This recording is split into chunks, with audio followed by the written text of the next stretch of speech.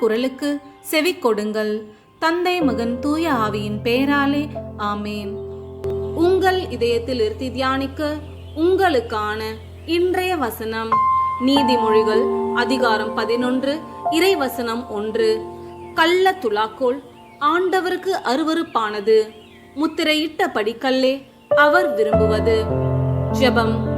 நீதியின் திருமுகமாம் எம் இறைவா, இன்றைய இனிய நாளை நாங்கள் காண நீர் சித்தமாய் இருக்கின்றீர். அதற்காக உமக்கு கோடான கோடி நன்றிகள். இன்றைய இறை வசனத்தை தியானிக்கும் ஒவ்வொருவரையும் நீர் தொடுவீராக. உம் இறை வார்த்தை அவர்களுக்குள் வேரூன்றுவதாக. நீர் நீதியை விரும்பும் தேவன்.